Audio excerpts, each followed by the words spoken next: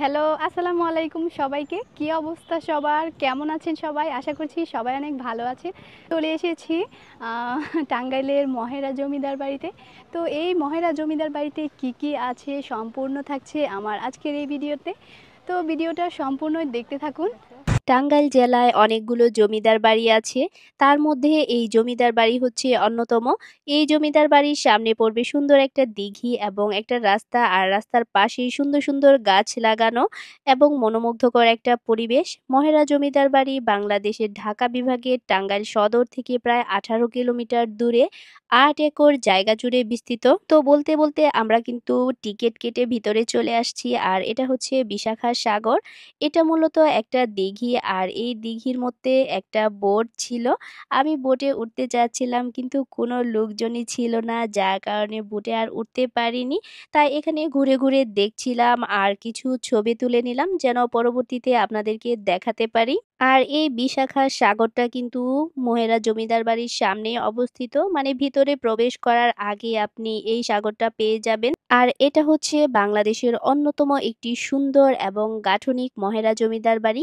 এই জমিদার বাড়িটি দেখলে বোঝা যায় এই জমিদার কতটা প্রভাবশালী ছিলেন, কারণ তার বাড়ির গঠন এবং নকশা দেখলে আপনি অবশ্যই সারপ্রাইজ হয়ে যাবেন, কারণ আপনি এত সুন্দর একটা জমিদার বাড়ির সামনে দাঁড়িয়ে আছেন। 1890 শতকে কালীচরণ সাহা এবং আনন্দ সাহা দুই ভাই মিলে কলকাতা থেকে মহেরা গ্রামে চলে আসেন। তারা কলকাতায় ডাল ও লবণের ব্যবসা করে প্রচুর টাকা ইনকাম করে এই এলাকায় এসে জায়গা কিনে জমিদারি শুরু করেন।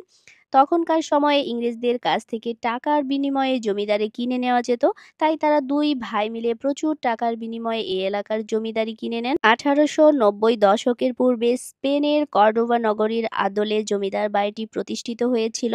স্বাধীনতা যুদ্ধে পাকিস্তানি মহেরা জমিদার বাড়ি হামলা করে এবং জমিদার বাড়ির কুল বধূ সহ 5 জন গ্রামবাসীকে নির্মমভাবে গুলি করে হত্যা করে। পরবর্তীতে তারা লৌহজং নদী পথে এ দেশ ত্যাগ করেন। জমিদার বাড়ির ভেতরে রয়েছে সুন্দর একটা মিউজিয়াম, আর এই মিউজিয়ামে কি আছে সেটা এখন আপনাদেরকে দেখাবো।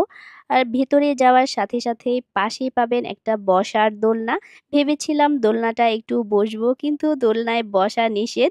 এখানে রয়েছে মহান মুক্তিযুদ্ধের সময় ব্যবহৃত পুলিশের অস্ত্র সমূহ। তার পাশে দেয়ালে টানানো ছিল 7 জন বীর শ্রেষ্ঠের ছবি।